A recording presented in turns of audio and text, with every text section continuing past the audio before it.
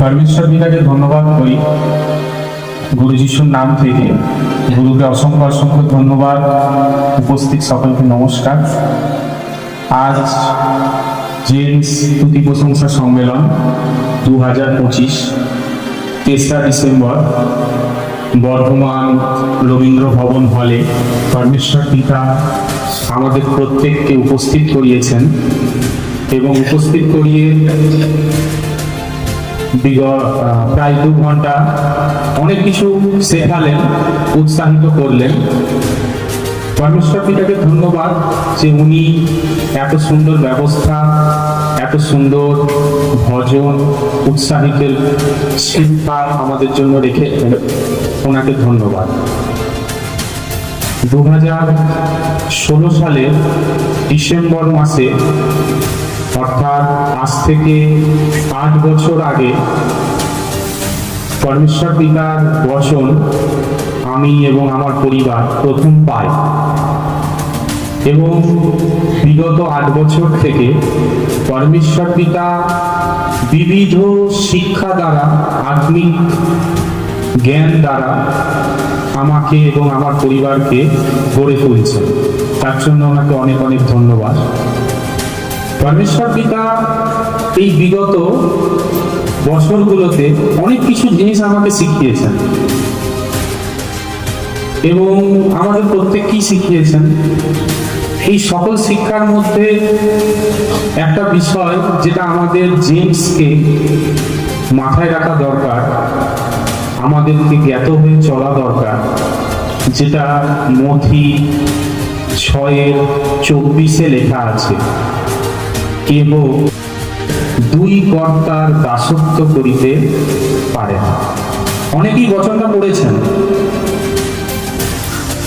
কেউ 2 কর্তার দাসত্ব করতে পারে না।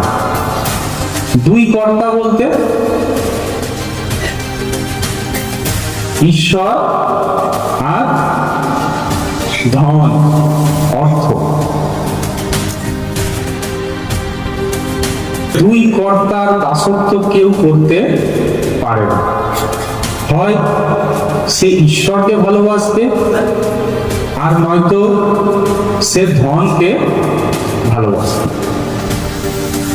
আমরা জেমস, আমরা পরিবারের গার্জেন, অর্থ তো আমাদেরকে উপার্জন করতে হয়। অর্থ উপার্জন না করলে ছেলের মাইনে দেওয়া যাবে না, পড়ার সংসার খরচ চালানো যাবে না। কিন্তু সত্যি করে আমাদেরকে আজ বুঝতে হবে, যতটুকু প্রয়োজন ততটুকুর জন্যই কি পরিশ্রম করি, না প্রয়োজনের অতিরিক্তর জন্য আমরা পরিশ্রম করি? আমরা কি করি? আমার এতটুকুই প্রয়োজন। আমার সংসারে 4 জন সদস্য, 4 জন সদস্যের জন্য মাসে 10,000 টাকা খরচ। আমার 10,000 টাকা ইনকাম হয়ে গেছে এই মাসে, কিন্তু এই মাসের এখনো 5 দিন বাকি। তাহলে আমি 5 দিন ঈশ্বরের কর্মে যাব না 5 দিনে যে টাকাটা ইনকাম করব সেটা আমি সঞ্চয় করব? আমাদের মাথার মধ্যে একটা জিনিসই ঘোরে, আমার প্রয়োজনের অতিরিক্ত অর্থ আমাকে সঞ্চয় করতে হবে। কারণ আমার পাশের বাড়ির লোক 2 তলা করেছে, আমাকেও করতে হবে। আমার কাকার ছেলে, তার একটা রয়্যাল এনফিল্ড বাইক আছে, আমাকেও কিনতে হবে। আমার ভাইপো ভালো স্কুলে পড়াশোনা করে, 10,000 টাকা বেতন দিতে হয়, স্কুলের ফিস। আমার ছেলেকেও সেখানে ভর্তি করব।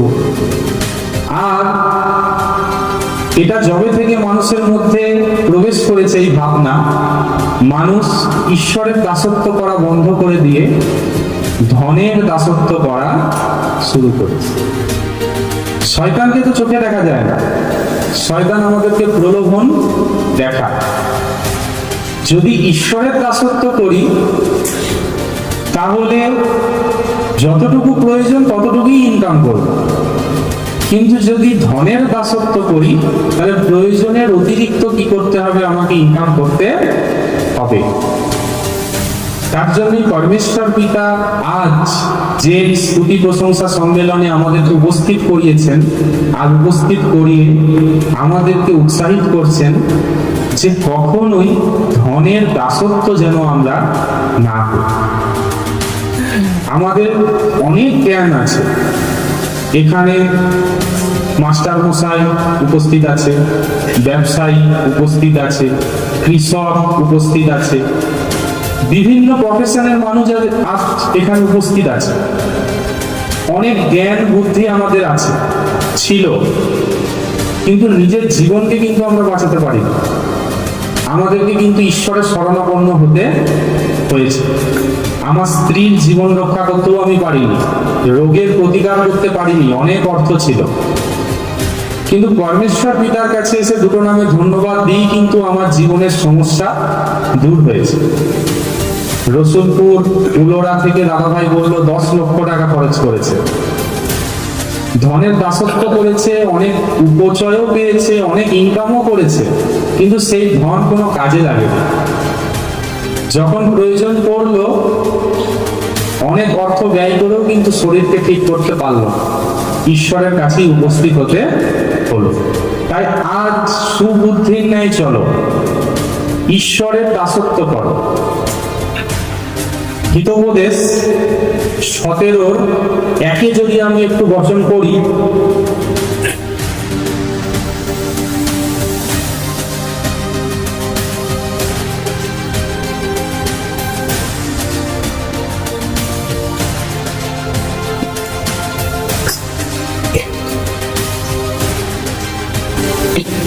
হিতোপদেশ 17:1 লেখা আছে, শান্তিযুক্ত এক শুষ্ক গ্রাসও ভালো, তবু বিবাদযুক্ত ভোজে পরিপূর্ণ গৃহ ভালো নয়। বলছে শান্তির সাথে ভাত ভালো, কিন্তু অশান্তির সহিত মাংস ভাত ভালো নয়। এটা বচনটাতে লেখা আছে। বলছে শান্তির সহিত শুষ্ক গ্রাস ভালো। যদি তোমার সংসারে শান্তি থাকে আর তোমার পরিবারে সেদিন ভাত ডাল আর হয়তো একটা তরকারি রান্না হয়েছে, আনন্দের সহিত সপরিবারে গল্প করতে করতে খাচ্ছে, কিন্তু আজ অনেক ধনী পরিবার যদি আমরা লক্ষ্য করি,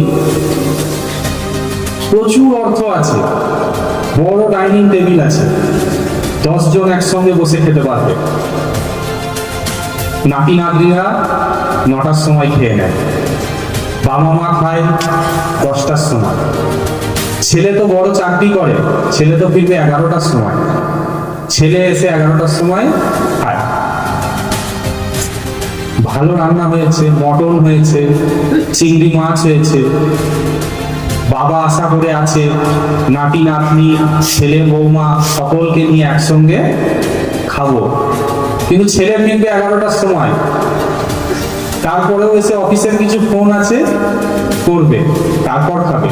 ছেলে বলে দিয়েছে আমার অপেক্ষায় থাকবে না, তুমি আগে খেয়ে নেবে। বৌমা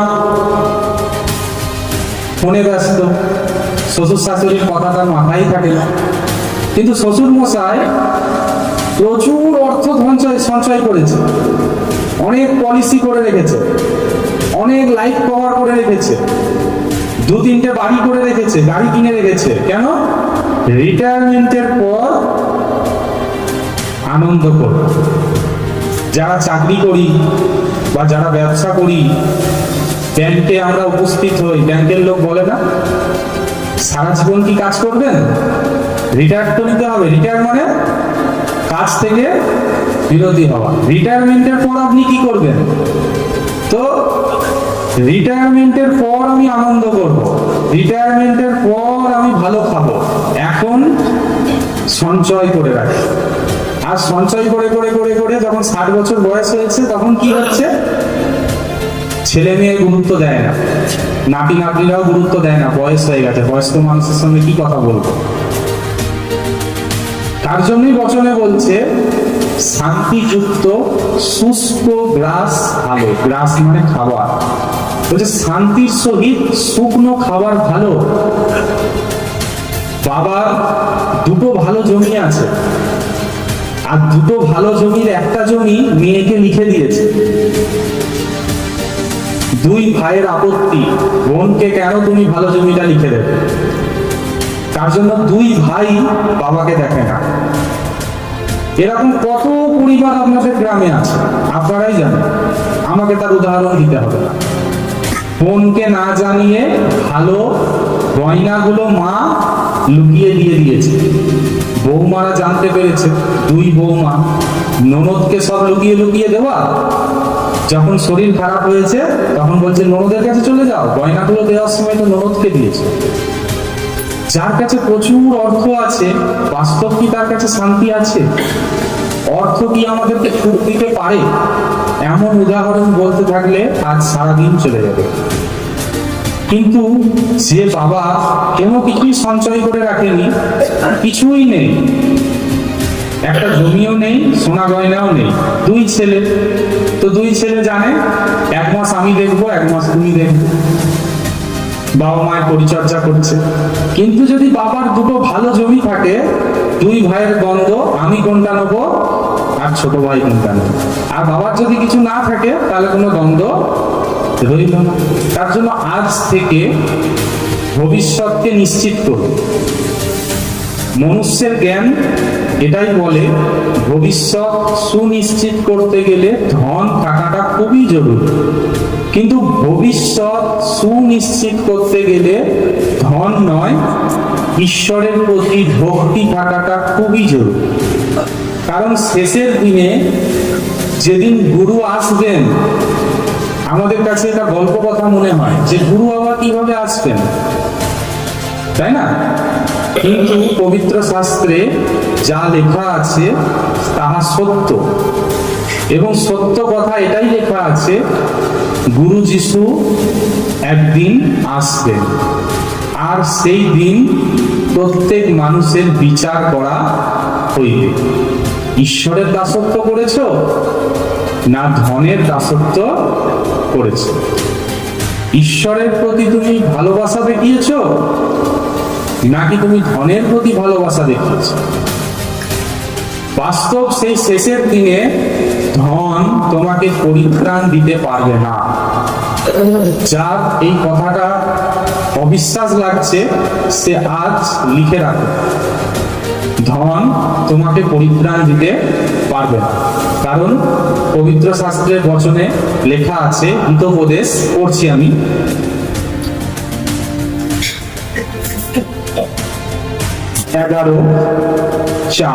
হিতোপদেশ 11:4, ক্রোধের দিনে ধন উপকার করে না, কিন্তু ধার্মিকতা মৃত্যু হইতে রক্ষা করে।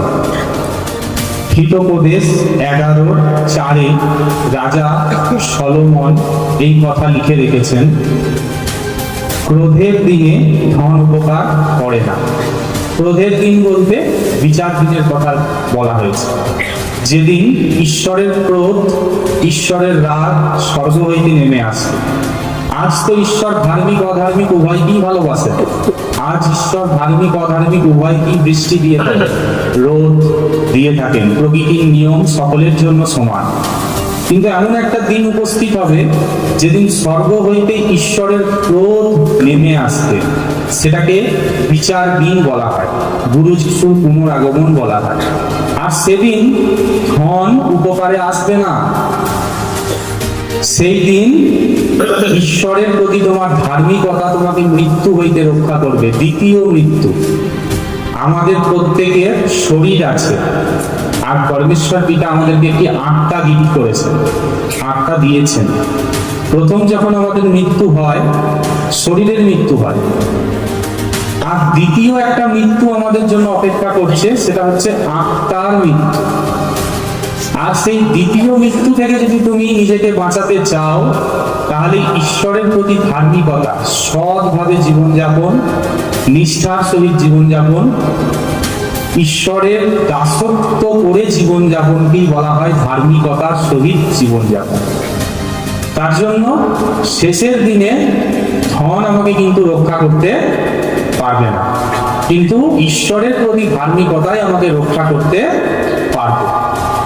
আমরা অধিক সঞ্চয় যতই করে রাখি কিছুই লাভ নেই। যদি আপনাকে আপনার বাবার নাম জিজ্ঞাসা করি, আপনি বলতে পারবেন। ঠাকুরদার নাম জিজ্ঞাসা করলে বলতে পারবেন? বলতে পারবো ওটা। ঠাকুরদার বাবার নাম বলুন তো, বলতে পারবেন? কতজন বলতে পারবেন? কেন? 600 জন উপস্থিত আছে, 10 জন বলছে ঠাকুরদার বাবার নাম বলতে পারবো। আপনি যে বাড়িটাতে থাকেন সেই বাড়িটা আপনার ঠাকুরদার বাবা একটা সময় করে গেছিল, তার নাম জানেন না আপনি? সবাই জানে না। কেন জানেন? 2 পুরুষের বেশি কেউ মনে রাখে না। আজকে রোডের ধারে জায়গাটা এত টাকা দিয়ে কিনে রাখলে কে ভোগ করবে? ছেলে নাতি ভোগ করবে। আজকে তুমি ডবল টাইম কাজ করছো, ওভার টাইম কাজ করছো। আজকে তুমি দুধ বিক্রেতা, দুধে অনেক জল মেশাচ্ছ বেশি ইনকাম করবে বলে। তুমি টোটো চালাও, বর্ষাকাল মানুষের কাছে বেশি ভাড়া নিচ্ছ। তুমি ব্যবসা করো, মানুষের কাছে দাম বেশি নিয়ে বিক্রি করছো। বিভিন্ন ভাবে অনেক অর্থ সঞ্চয় করে রেখেছো যে আমার ছেলে মেয়ে নাতিরা ভোগ করবে। আর নাতিরা যারা বসে আছে তারা ঠাকুরদার বাবার নামই, কিন্তু সেই ঠাকুরদার বাবা 1 কোটি টাকা দামের প্লট কিনে রেখে গেছে। তখন 10,000 টাকায় কিনেছিল, আজকে তার দাম হয়ে দাঁড়িয়েছে 1 কোটি টাকা। কিন্তু যে কিনে রেখে গেছে তার নামই নাতিরা জানে না। বাবার নাম জানি, ঠাকুরদার নাম জানি, কিন্তু ঠাকুরদার বাবার নাম 99% লোক জানে না, জানার চেষ্টাও করে না।